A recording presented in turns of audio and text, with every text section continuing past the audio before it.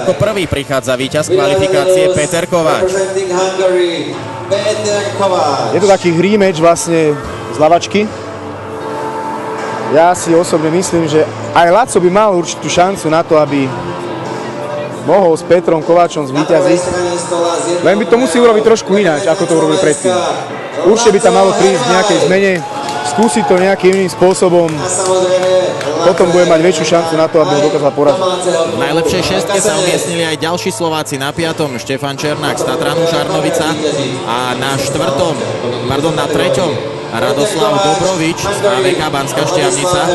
No a teraz máme možnosť sledovať Petra Kováča a Ladislava Hervaja. Ja len spomeniem, v tejto kategórii bol takisto Cedric Lakola, Belgičan na 4.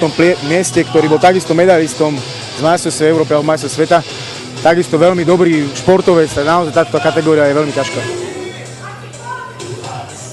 Tak trošku obidva je taký nervózny, je to tam vidno, že už čakajú na štart, aby sa to konečne uskutočnilo. Páska, pekné šmykanie, uvidíme.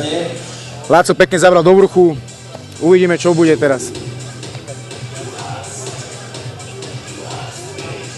Ja ako športovec som mal radšej, keď tá páska bola viacej zatiahnutá, lebo potom tie ruky sú vlastne na seba viacej natlačené. Vrchárovi to trošku viacej obmedzuje tú jeho možnosť pohybu.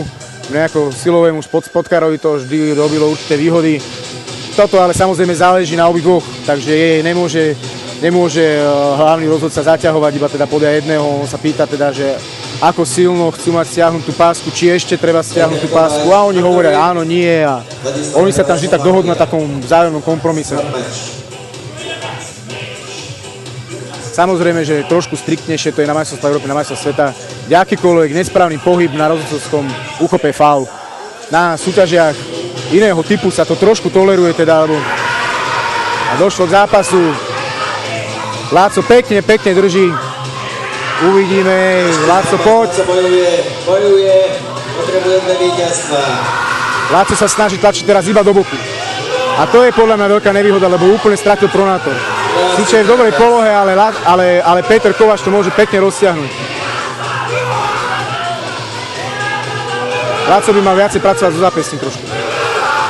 Ale ide to zostať na stranu, je to naozaj nádherný zápas. Jeden z najtežnejších súbojov dnešného večera, ktorý vyhral Peter Kováč, ale Ladislav Hervaj sa držal skutočne fantasticky a naozaj so zaťatými zubami sme tu všetci v Senci sledovali tento súboj a musíme skonštatovať, že Ladislav Hervaj sa napokon umiestnil na 2. mieste, ale naozaj vo finále sa držal fantasticky a veľa nechýbalo, aby víťaza Petra Kováča zdolal. Áno, a mohli ste naozaj vidieť krásny zápas do spodu.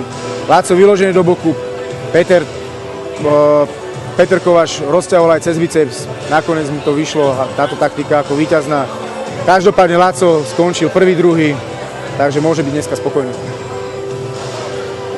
Ďalšia kategória, v ktorej spoznáme šampióna, muži, pravá ruka nad 95 kg a tam má zastúpenie Kazachstan a Bulharsko. Ako prvý príde suverén do doterajšieho priebehu súťaže Krasimír Kostadinov.